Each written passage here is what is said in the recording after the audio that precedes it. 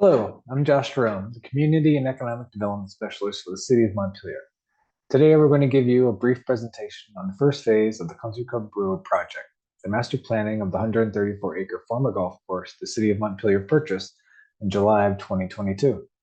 After determining the opportunities and constraints of the natural resources in the fall and soliciting feedback from the community and City Council in the winter engagement sessions, our consultants, led by White and Burke, have developed three conceptual site plans and associated cost estimates.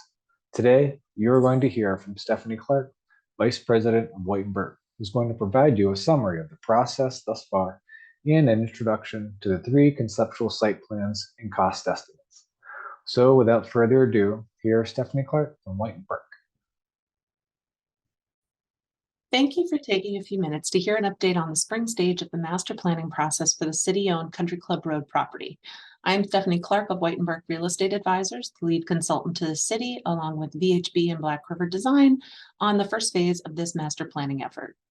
The purpose of this video is to provide an update, give an overview of conceptual alternatives for the property, discuss high-level costs, and provide the details on how to provide input.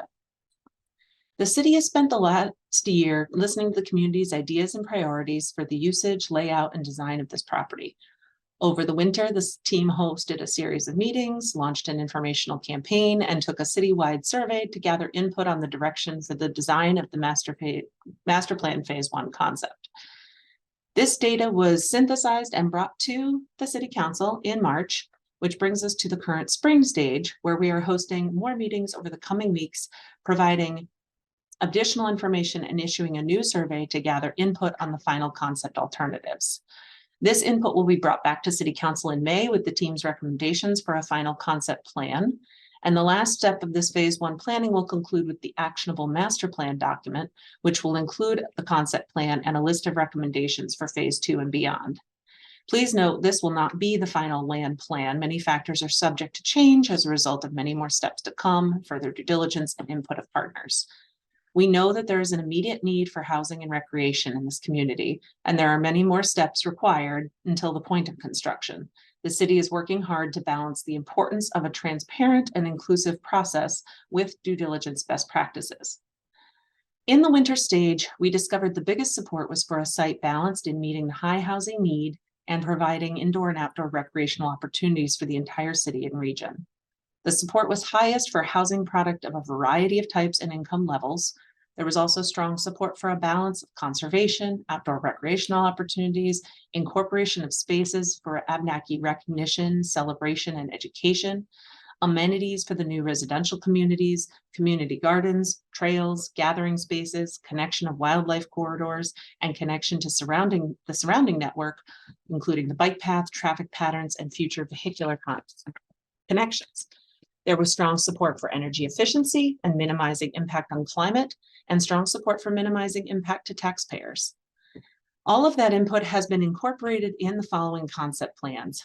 What has been shown is our three plans that include consistent elements such as trails, neighborhood gathering space, sufficient corridors for wildlife connectivity, stream and wetland buffers, and sufficient space for possible neighborhood community gardens.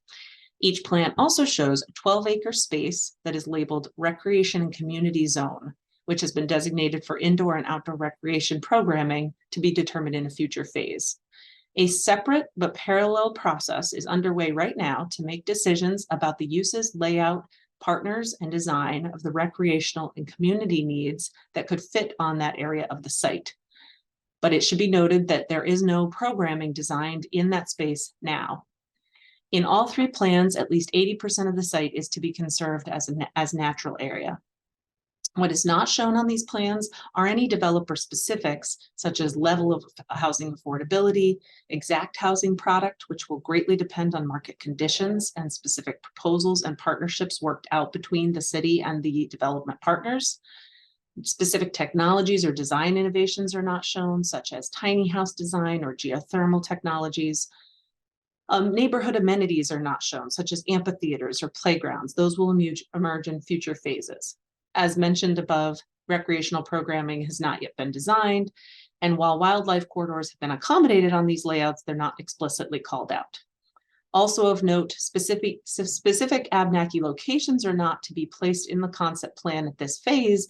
Those will be determined as part of a collaborative partnership with a working group of Abnaki representatives and city stakeholders in future phases.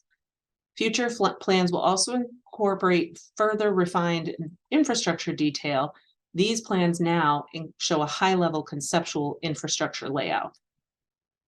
In concept A, you'll see this has the most housing density, 292 units, covering approximately just 5 acres of the site, and shows a variety of housing product, including multifamily, duplexes, triplexes, and quadplexes.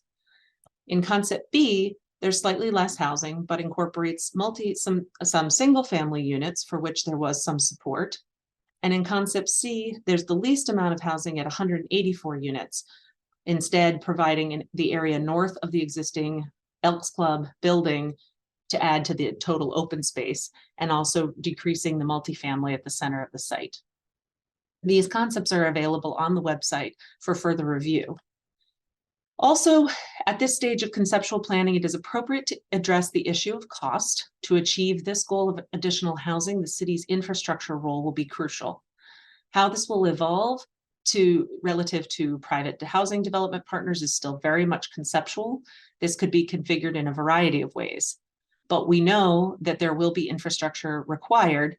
So this attempts to get at showing a scale and magnitude of these various components. What's not shown are the recreational costs, which are associated with the recreational community zone, to be determined in the next phase.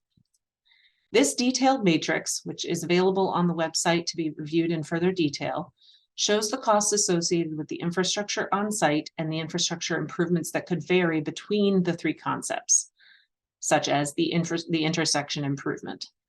It also shows the cost that would be the same between the 3 concepts to support the scale of development, and the so-called sunk costs, such as the purchase price and the due diligence costs.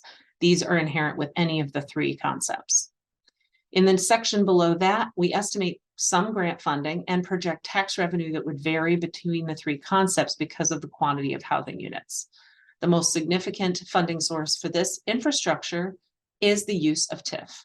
So we go into that in a little more depth on this matrix. This TIF is a funding mechanism where a municipality can choose to designate incremental new taxes from an area to fund infrastructure improvements for that area. One of the actionable master plan recommendations is going to be to explore the creation of a new TIF district through the state. This would allow the city to retain a portion of the incremental education fund taxes as well as the municipal increment to pay down debt service. If that's not possible, though, the city also has the ability to do a municipal-only TIF, with designating the taxes from the properties on this site to service the debt service for the infrastructure for a period of time. The following assumptions show that with a municipal-only TIF, the city would need to incur a general obligation bond paid for through a tax rate increase for all 3 concepts. If the city were successful in obtaining a state TIF, however, there would be sufficient debt capacity to fund the infrastructure for any of these concepts, and would have sufficient capacity beyond that to fund pieces of the recreation and community zone. This is all spelled out on the slide that can be found on the website as well. Breaking this down by unit is another helpful way to look at this. Again, this can be found on the website. The next step is to create the actionable master plan. This will be launched and brought to City Council in June. This will incorporate pieces and suggestions relative to the recreation zone, rezoning, growth center, applying for a new TIF district, recommending forming a working group with the Abnaki representatives, and next steps in due diligence such as site feasibility, including permit implications and transit solutions. What you can do is to please go to the website and review the plans and these costs in more detail. The short survey will be open May 1st through May 12th. Please take the survey, attend a public meeting, and please share this video and the survey link with any friends or neighbors. You can contact Jerome at City Hall if you have any further questions, and we hope to see you soon. Thank you.